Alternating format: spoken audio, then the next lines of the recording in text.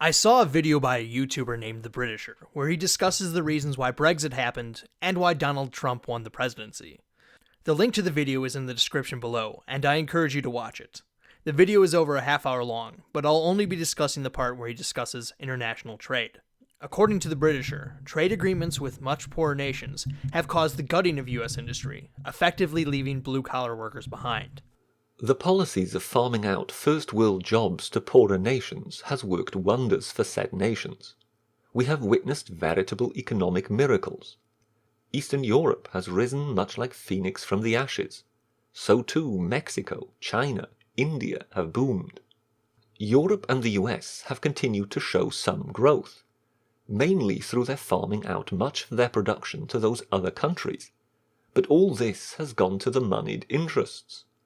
Capitalism was not really working for the blue-collar classes anymore, because the corporations instead chose to go elsewhere, where living standards were lower and wages were much, much cheaper. American and Western European workers simply found themselves abandoned. This was free market economics, we were told. This was inherently good. It created more wealth than any other system. But clearly people were beginning to doubt this. They realized they were being sold a rotten deal. Free market economics can indeed work better than any other system, within given rules. So free trade agreements between highly developed countries with similar levels of wealth would be fair deals. A country like Great Britain is not simply going to undercut the American worker by using labor which works for pennies in sweatshop conditions. Trade deals between developed nations were the model. But now they were being applied to dirt-poor nations, totalitarian dictatorships, and countries 1 or 2 centuries behind on the scale of societal evolution. To ask American workers to justify their own jobs in the face of such competition seemed grossly unfair. The workers were not competing on a level playing field. Everything was tilted in favor of the nations with poor, uneducated masses, whose ruling elites had never bothered to develop the place. US and European workers were now faced with the cost of living in an expensive developed society, but were expected to compete with people living in Filipino slums or else lose their jobs.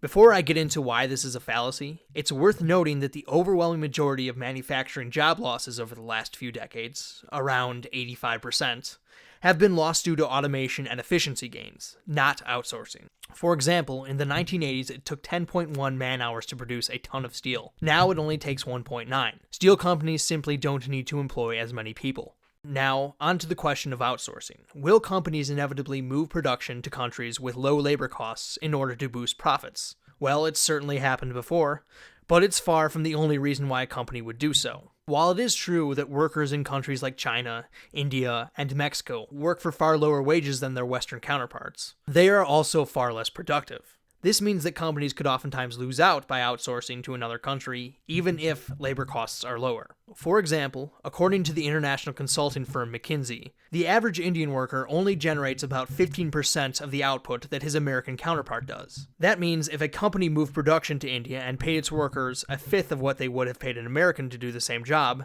they would be losing out. Higher wage rates per unit of time are not the same thing as higher costs per unit of output. This is why the Dutch Republic was the leader of international trade from the 1590s to the 1740s, while also having the highest paid workers in the world.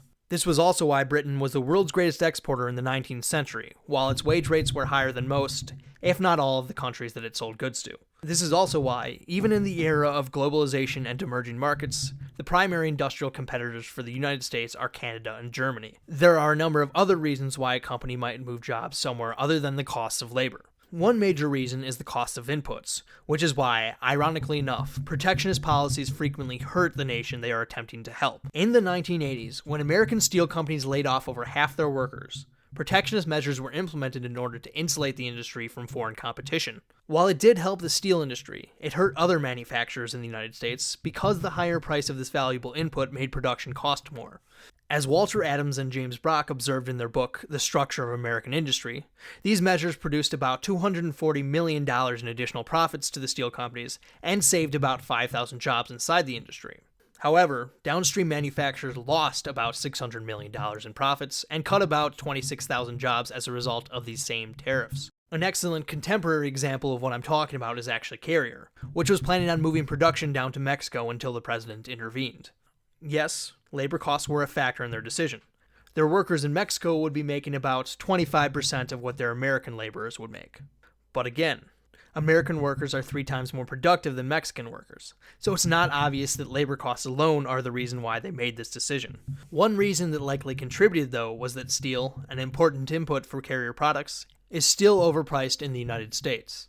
Thanks to anti-dumping legislation and countervailing duties imposed during the Obama administration, steel parts used in making air conditioners are considerably more expensive than they otherwise would be, further incentivizing firms like Carrier to move production to places where prices are lower.